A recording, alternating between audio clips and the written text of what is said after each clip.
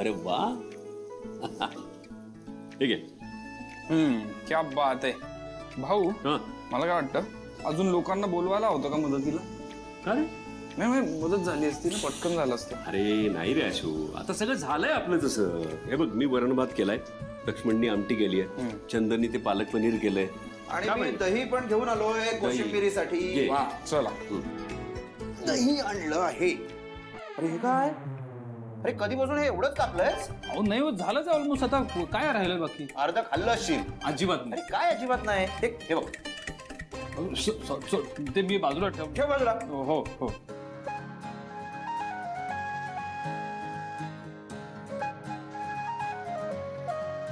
भाऊ बघा पुरी कशी टम्म फुगली आहे मस्त. हो रे मी ना सगळ्यांना इम्प्रेस करणार आहे आता. आशू हा शिवाला नक्की आवडेल बर का? अरे काय यार, शिवाला नाही सगळ्यांनाच.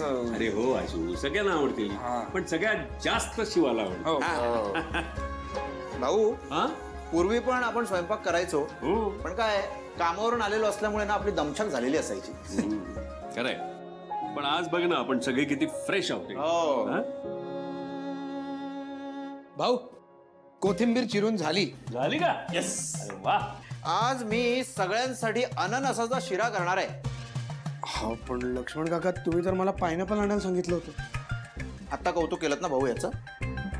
अरे त्यालाच म्हणतात जा घेऊन ये. Okay okay.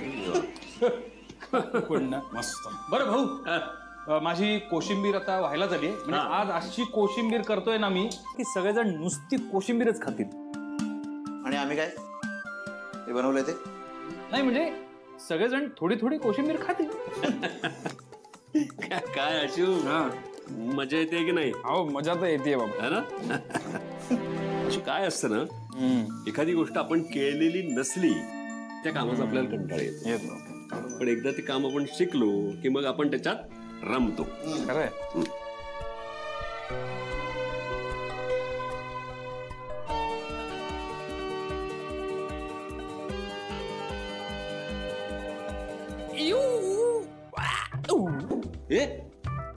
काय नाही काय नाही. काय झालंय? काय झालं? काय नाही. ते बघ काय नाही.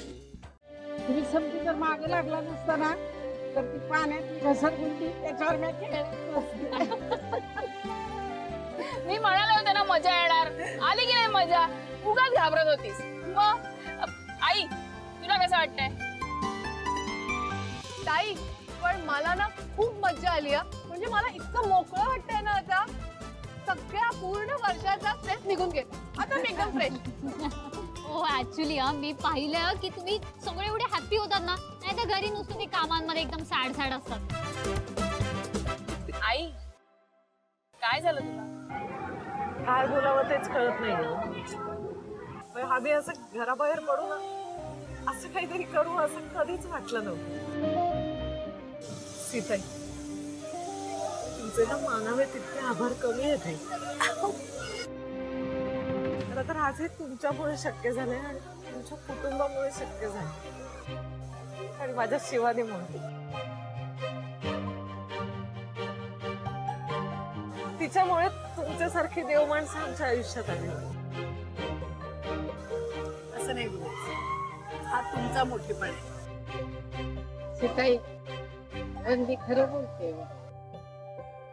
अहो हे माहिती बी नव्हतं की असली काहीतरी मजा असते. हे समजत असतंय.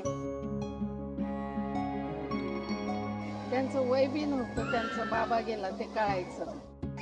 घरच्या समत्या जबाबदाऱ्या पडल्या. त्या जबाबदारीच्या ओझ्याखाली ना कळलंच नाही की अशी काहीतरी मजा असते. पोरासनी मजा द्यायची असते.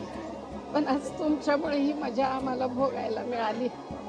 म्हणजे अनुभवायला मिळाली हो ही मजा समधी. आणि तुम्ही बी म्हणजे असं आमासनी. आजी एकदम बस, असा विचार सुद्धा करायचा नाही. आजी तुम्हाला सांगू का, प्रत्येकाचं ना काहीतरी पुण्य असतं आणि त्याप्रमाणे त्याच्या वाट्याला सुख येतच. आणि तुम्ही खूप पुण्य केलं असं मला वाटतंय. ही पुण्याई आमच्या शिवामुळे आहे. काय ग बाई आजी, तुमच्या पुण्यात माझं काहीच नाहीये का? अगं असं काही नाहीये ग. आहे आमचं आता जे काही आहे ना ते तुमच्या दोघींचंच आहे.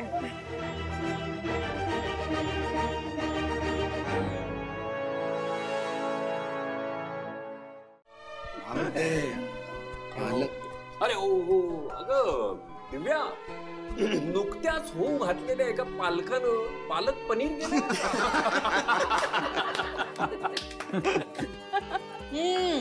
छान छान उत्तम.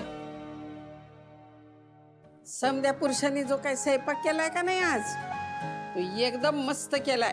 म्हणजे आम्हा बायकांना बी इतकं झकास करायला जमणार नाही, एवढा उत्तम केलाय बघा समद्याने स्वयंपाक. Thank you thank you thank you.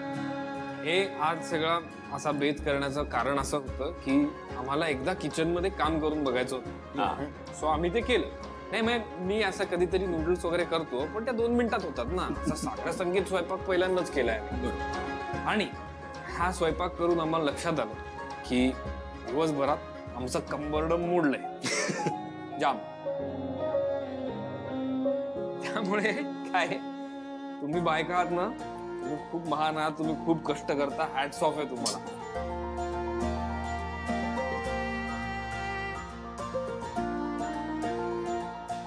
आशू, आम्हा बायकांना ना या मेहनतीचं कधी काहीच वाटत नाही.